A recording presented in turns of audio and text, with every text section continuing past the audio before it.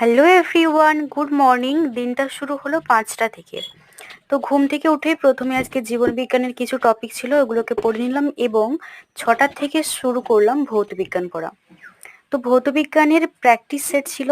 এখানে exam album একটা app রয়েছে, সেই অ্যাপ থেকে কিছু প্র্যাকটিস সেট ছিল। তো সেই প্র্যাকটিস সেটগুলোকে আজ সারাদিন করব। তো দেখতে থাকো ভিডিওটা।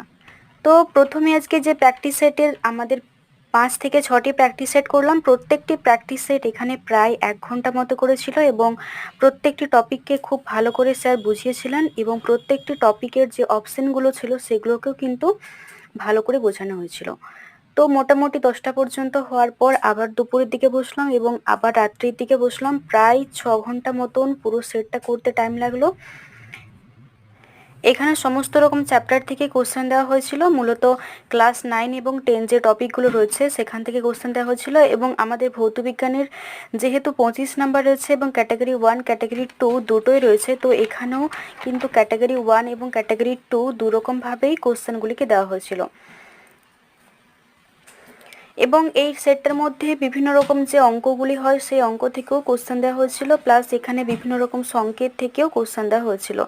ওভারঅল দেখতে গেলে সমস্ত চ্যাপ্টার থেকে কোশ্চেন দেওয়া হয়েছিল এবং যে টপিকগুলো একটু বেশি গুরুত্বপূর্ণ সেই টপিকগুলো থেকেও একটু বেশি টাইপের কোশ্চেন দেওয়া হয়েছিল।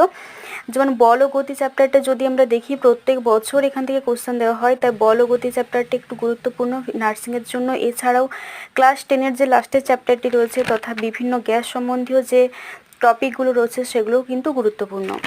তো মোটামুটি এগুলি করতে অনেকটাই টাইম লেগে গিয়েছিলো এবং দেখতে পাচ্ছ পুরো খাতার পর খাতা ভর্তি হয়ে গেছে, কারণ প্রায় 5 থেকে 6 ঘন্টা মতন করতে অনেকখানি টাইম লাগে এবং পুরোটাই কমপ্লিট করার জন্য অনেকটাই টাইম দিতে হয়েছিল ভৌতবিজ্ঞানের ক্ষেত্রে।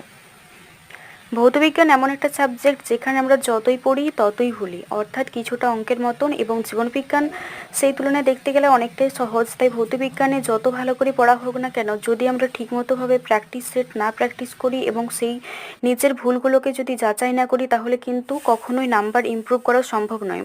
কারণ এটি দেখতে গেলে পুরোটাই সায়েন্সের। জীবনবিজ্ঞান থেকে কিছু টপিক মনে রাখা গেল, ভৌতবিজ্ঞানের ক্ষেত্রে কিন্তু কোনোভাবেই সেই টপিকগুলোকে মনে রাখা যায় না যতক্ষণ না সেই টপিকগুলোকে আমরা ভালো করে বুঝে সেই টপিকগুলো কনসেপ্ট ক্লিয়ার করছি। তাই ভৌতবিজ্ঞান যাদের কাছে কঠিন মনে হয় তারা কিন্তু এই টপিক এরকমভাবে ফলো করতে পারো যে কিছু প্র্যাকটিস সেট প্র্যাকটিস করা উচিত। এবং যেহেতু এক্সাম খুব সামনে, প্রায় 90 দিন মতন রয়েছে, তাই খুব ভালো করে পড়াশুনো করতে হবে সকলকে। ভিডিওটা এতক্ষণ পর্যন্ত মূল্যবান সময় দিয়ে তোমার দেখার জন্য অসংখ্য ধন্যবাদ।